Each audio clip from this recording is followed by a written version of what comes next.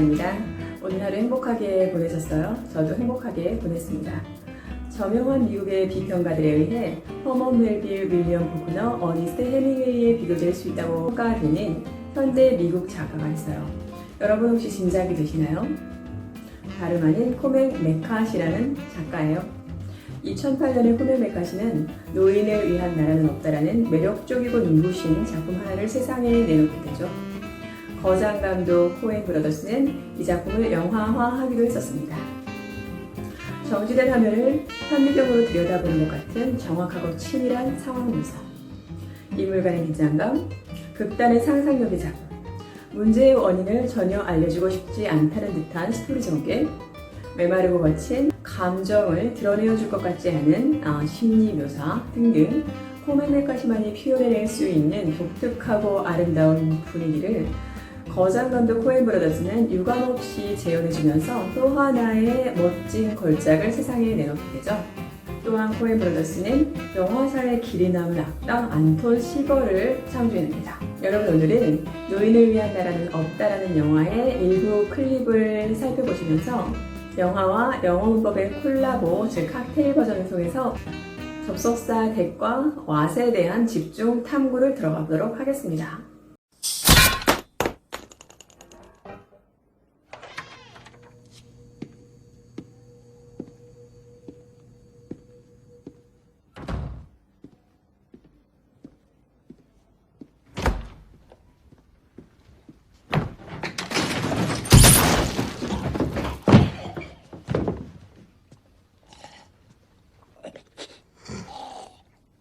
Who are you?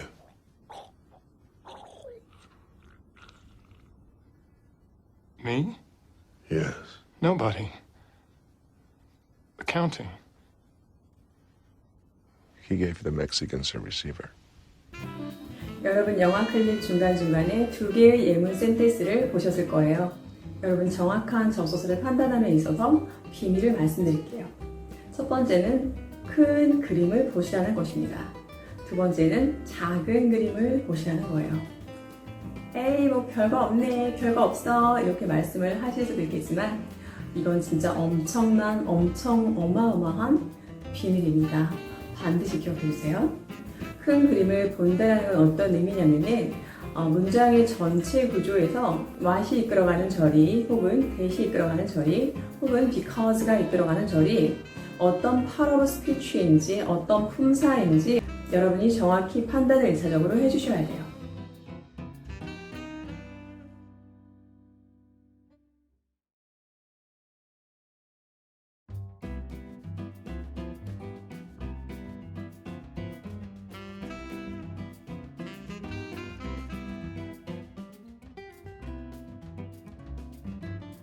지금 말씀드린 이 두 가지는요, 어떤 종속 접속사를 판단하든지 간에 반드시 지켜주어야 하는 첫 번째 수칙이에요.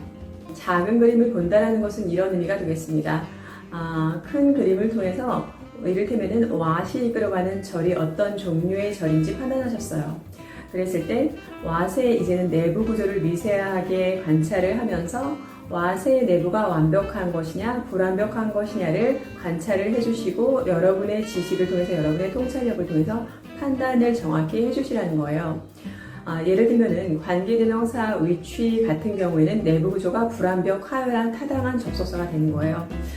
관계부사 where 같은 경우에는 내부 구조가 완벽하여야 타당한 접속사가 되는 것이거든요.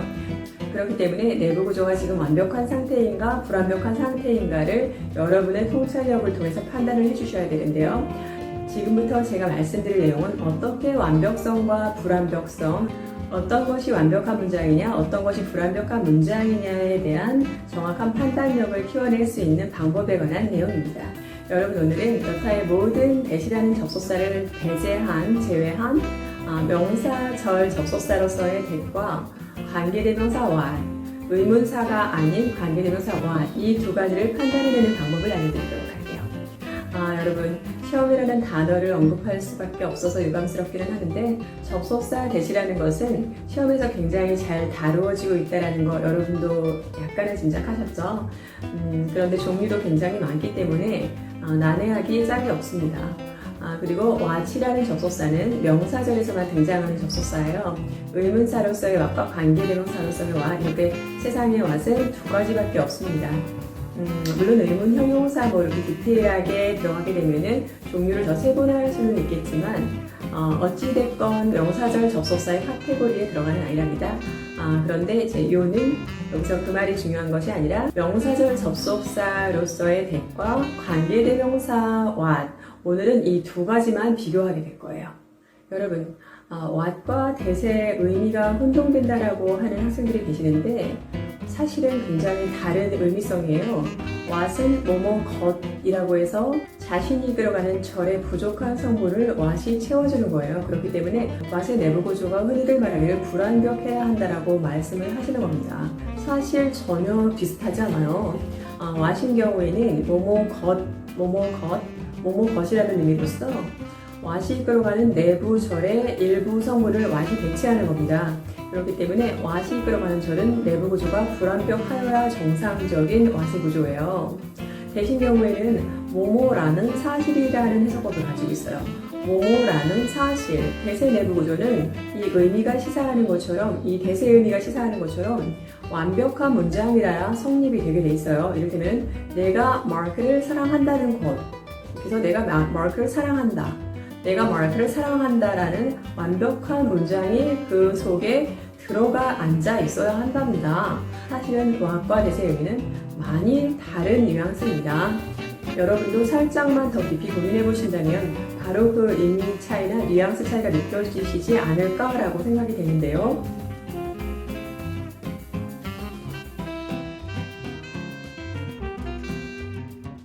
어떤 접속사가 명사절 접속사다, 형용사절 접속사다, 이렇게 이 접속사가 어떤 접속사다라고 규정하는 것은 의미에 따라 달라지게 되는 것이에요. 그래서 의미가 규정하는 것이거든요.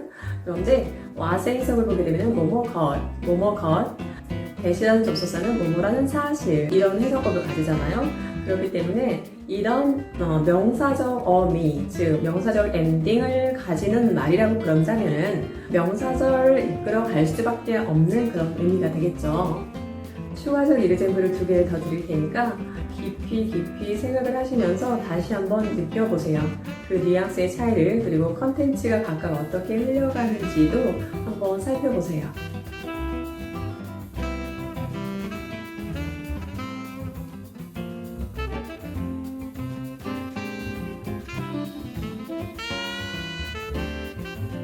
이 두 접속사의 차이를 명확히 알기 위해서 동시에 반드시 알아두셔야 되는 게 있죠. 문장의 완벽성과 문장의 불완벽성을 판단할 수 있는 눈이에요.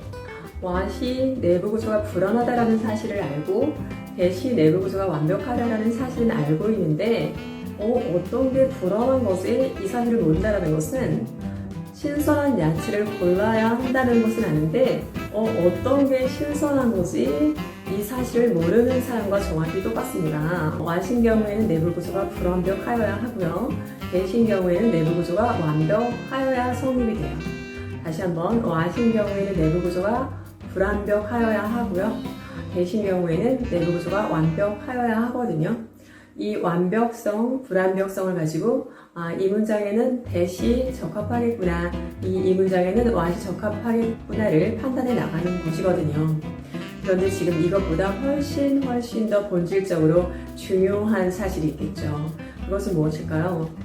어떻게 완벽하다, 완벽하지 않다를 알아낼까? 바로 이 점이거든요. 어떤 것이 완벽한 문장이라는 것이, 어떤 구조가 또 불완벽한 문장이라는 거지, 이것을 아는 것이 가장 접속사 판단에 있어서 본질적이면서 크리티컬한 내용이에요. 다음에 나오는 문장 한번 보실게요.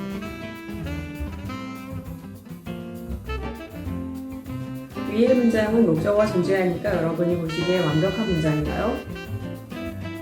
목적어가 있다고 해서 무조건 전부 다 완벽한 건가요? 이건 너무 기준을 두루뭉실하게 잡고서 공부하는 사람과 같아요. 앞 영상에서도 말씀을 드렸지만 영어에서는 동사 공부가 매우 중요하고 어찌 보면 가장 중요한 파트거든요. 그렇기 때문에 여러분이 동사를 섭렵하면은 센텐스를 섭렵하는 것과도 같다라고 저는 항상 강조해서 말씀을 드립니다. 앞에 문장에서의 동사는 tell이라는 동사로서 사실은 사형식의 전형 동사예요. 그렇기 때문에 이 아이는 목적어를 2개를 가지고 있어야 합니다. 그런데 목적어 하나밖에 등장을 하지 않았기 때문에 위의 문장은 완벽하지 않은 문장이 되는 거예요.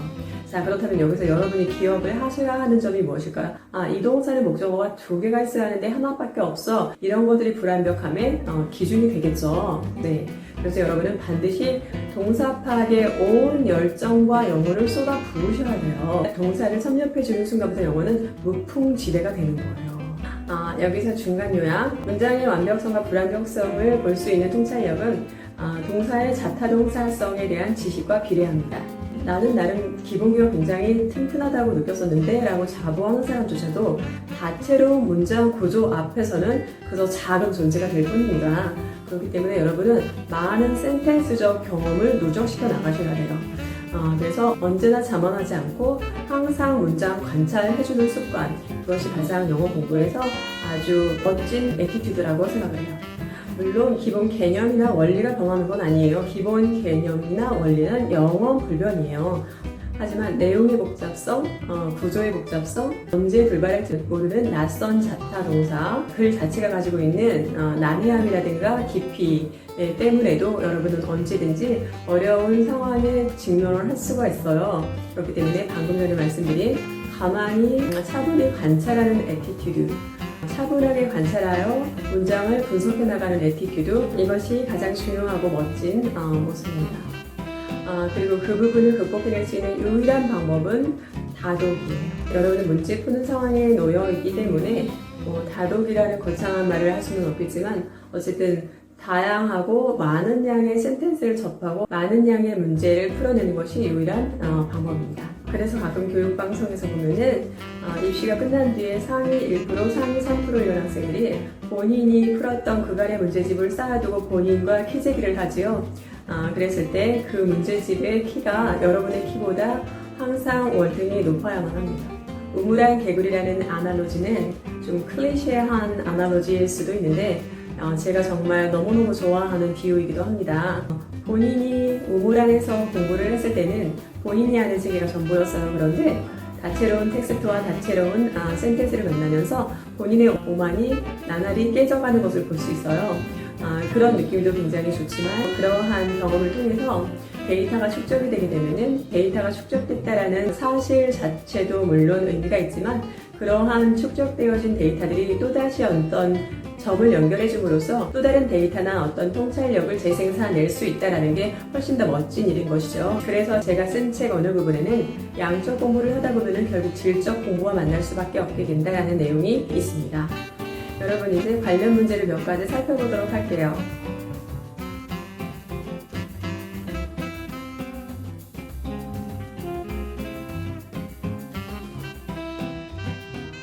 어법 문제를 푸는 데 있어서 혹시 여러분이 모르고 계셨다거나 알면서도 소홀히 여겼던 점이 있을 거예요. 그게 바로 무엇이냐면은 내용의 이해입니다. 전달하고자 하는 내용이 없다면은 형식이 전혀 필요하지 않았었겠죠.